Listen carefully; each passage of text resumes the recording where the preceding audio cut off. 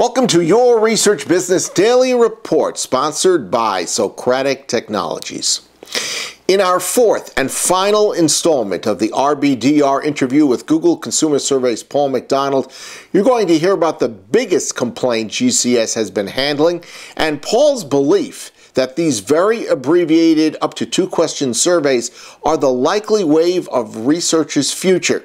And that explains why mobile has been a central focus of Google Consumer Surveys since its earliest developmental stages. What's the biggest changes that you've had to make in Google Consumer Surveys?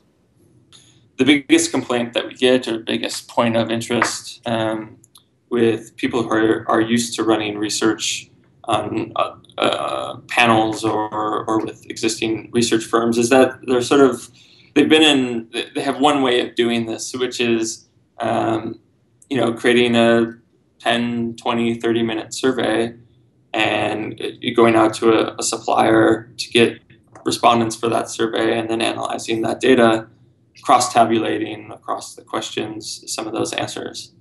With our product, because our focus is on the end user, we have to really limit the interaction we have with any one user at one time. And so we limit the number of questions that you can ask to any one person to 2. Now, you can ask as many questions as you want in a survey, but only one person, the most one person will see is 2 of those questions. And so you can't do things like cross-tab the answers across the questions. That continues to be a major limitation, I guess, of our platform, and sort of a piece of feedback that we continue to get. Now, I believe that in the future, and it's happening already, that people are going to spend less and less time completing these surveys. Not our surveys, but surveys in general. You're going to see the people who stick around to do those are really the professional survey takers, the panelists. And as this thing sort of starts to move to the mobile world, and in fact we sort of designed it for mobile devices up front. That's why there are limitations on the size that you can, the amount of text that you can put in the questions and the question answers and the size of the prompts. As we move to this world where everything is done on a mobile device, really the only opportunity that you have to give someone or to ask someone a question is going to be very limited, because people aren't going to spend a lot of time on their little mobile device, your question. So I believe that this 1 to 2 survey question paradigm that we've put out there is actually sort of the way of the future, and that leaves it to us to figure out ways to connect the data from one user to another, or to connect users across sessions so that you can do longer form surveys and do this cross-tabulation. We're not quite there yet, and we definitely hear it every single time that we talk to a market research firm or client-side researchers at some of the larger businesses who are used to doing it this way. And so we have to change people's perception of how research is done. And that's a tough thing to do in any industry, and so that's the challenge that sort of presents itself.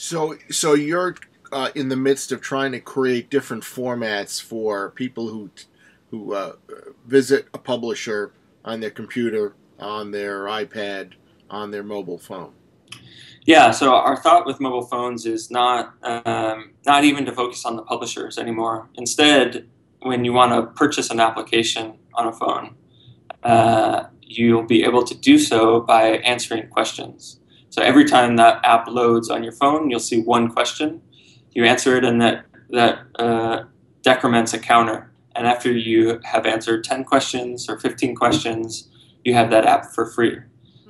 Now we can do that on Android on our marketplace, which has over 500 million activations since it's launched. So 500 million people have Android phones across the world.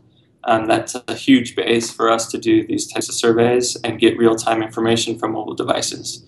And again, because the same person is opening the app every time, we can sort of string together these questions over a longer period of time.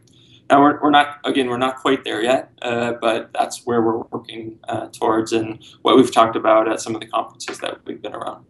So not available on iPhone 5. There's no reason it can't be available in iPhone. It's just that our focus initially has been Android because it's our platform. Sure. We want to thank Paul for his time. We have an additional 30 minutes from our interview that we plan to post on its own very soon. That's your Research Business Daily Report, sponsored by Socratic Technologies. We hope you have a great research day, and please join us again on Thursday.